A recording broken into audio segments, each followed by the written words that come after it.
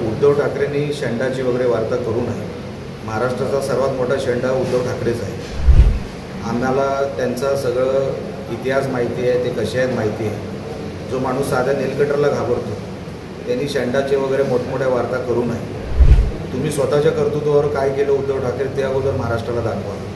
काँग्रेसच्या मतांवर, मुस्लिम समाजाच्या मतांवर उड्या मारू नका। विनायक राऊत यांनी जे आरोप केले आहेत ते आरोप किती तथ्य आहे त्या आरोपांमध्ये हे येणाऱ्या काळामध्ये जनतेला कळेलच। खरं तर विनायक राऊत सध्या रिकामटेकडे आहेत, त्यांचा वेळ जात नाही आणि पराभवानंतर आता जवळपास 20-21 दिवस झाले आणि 20-21 दिवसानंतर त्यांना साक्षात्कार झाला की कदाचित या निवडणुकीमध्ये असं झालं। 20-21 दिवस का विनायक राऊत झोपले होते का? निवडणुकीच्या काळामध्ये घडलेल्या या ज्या घटना आहेत असं त्यांचा आरोप जो आहे, मग त्यांनी निवडणूक आयोगाला तेव्हाच तक्रार केली का नाही? निवडणूक आयोग हा तेव्हाही सक्रिय असतो निवडणुकीच्या काळात। पण हे 20-21-22 दिवसामध्ये तयार केलेले हे व्हिडिओ आहेत, एडिट केलेले हे व्हिडिओ बनवायचे हा पोरखेळ सध्या विनायक राऊत करतायत। त्यांचा वेळ जात नाही आहे। जर खरोखरच तुमचा वेळ जात नसेल तर आम्ही काहीतरी टाईमपास तुम्हाला पुस्तकं वगैरे पाठवतो लहान मुलांची, ती वाचत बसा। त्याच्या पलीकडे या आरोपांमध्ये काही गांभीर्य घ्यायची काही गरज नाही। काही 2-3 मुद्दे आहेत विनायक राऊतांसाठी। एक म्हणजे तुम्हाला 21 दिवस हे का लागले हे आरोप करण्यासाठी? म्हणजे तुम्ही व्हिडिओ शोधत होता का, एडिट करत होता का? इथून तिथून व्हिडिओ एडिट करून तुम्हाला निवडणूक आयोगाला द्यायचे असतील म्हणून कदाचित तुम्हाला हा 20-21 दिवसाचा काळ लागला। दुसरा विषय म्हणजे विनायक राऊत तुम्ही स्वतःचं मतदान निवडणुकीच्या अगोदर हे मुंबईला का शिफ्ट केलं ह्याचं उत्तर आम्हाला कधीतरी द्या।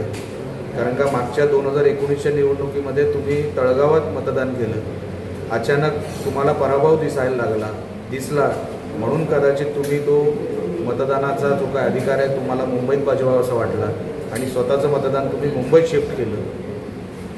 हा दुसरा प्रश्न। तिसरा प्रश्न माझा असा आहे, प्रश्न नाही आहे, आपल्याला सांगणं असं आहे की कोकणी जनतेचा अपमान करू नका। आपण जो अपमान केला आहे म्हणजे तुम्हाला काय वाटतं तुमच्यासारखे सगळे विकाऊ आहेत की काय? सगळे बाजारू तुमच्यासारखे आहेत? कोकणी जनता स्वाभिमानी आहे, कधी कर्ज बुडवत नाही, कधी कुठलं बिल बुडवत नाही। कर्जमाफी मागितलेली कोकणातल्या शेतकऱ्यांनी तुम्हाला आठवत देखील नसेल। आमचा शेतकरी कधी कुठली कर्जमाफी मागत नाही।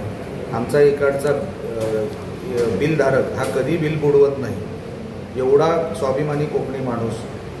अनेक जे काय डिव्हिजन आहेत महाराष्ट्रामध्ये, कोकण डिव्हिजन एकमेव डिव्हिजन असेल जिथे बुडवलेली थकबाकी ही 0 आहे। ह्याच्यामध्ये थकबाकीदार नाही, काही किरकोळ प्रमाणात, पण त्याच्या पलीकडे इतर ठिकाणी महाराष्ट्रामध्ये काय काय चालतं ह्याच्याकडे विनायक राऊतांनी कधी लक्ष द्यावं, पण कोकणी जनतेचा अपमान करू नये। आता एकदा पाडलं आहे, जर कोकणी जनतेचा असाच अपमान तुम्ही करत राहिलात तर कोकणी जनता इथून पुढच्या सगळ्या निवडणुकीमध्ये तुमचा पराभव करेल आणि ती वेळही तुम्हाला दाखवल्याशिवाय जनता राहणार नाही, एवढं लक्षात ठेवा। आणि नको ते बोलू नका, तोंडाला आवर घाला। उद्धव ठाकरेंनी शेंडाची वगैरे वार्ता करू नये। महाराष्ट्राचा सर्वात मोठा शेंडा उद्धव ठाकरेच आहे। आम्हाला त्यांचा सगळं इतिहास माहिती आहे, ते कसे आहेत माहिती आहे। जो माणूस साध्या नीलकंठरला घाबरतो त्यांनी शेंडाचे वगैरे मोठमोठ्या वार्ता करू नये। तुम्ही स्वतःच्या कर्तृत्वावर काय केलं उद्धव ठाकरे ते अगोदर महाराष्ट्राला दाखवा। काँग्रेसच्या मतांवर, मुस्लिम समाजाच्या मतांवर उड्या मारू नका। हे हिंदुत्वाची मतं नाहीत। हिंदुत्वाची मतं कुठली असतील तर ती आमच्या युतीला मिळालेली मतं ही हिंदुत्वाची मतं, जी आकडेवारी सांगते। तुम्ही काँग्रेसच्या ज्या काही आणि मुस्लिम समाजाच्या मतांवर ज्या काही तुम्ही मतं घेतली ती तुमची मतं नाही, तुमच्या कर्तृत्वाचा त्याच्याशी संबंध नाही, एवढं लक्षात ठेवा।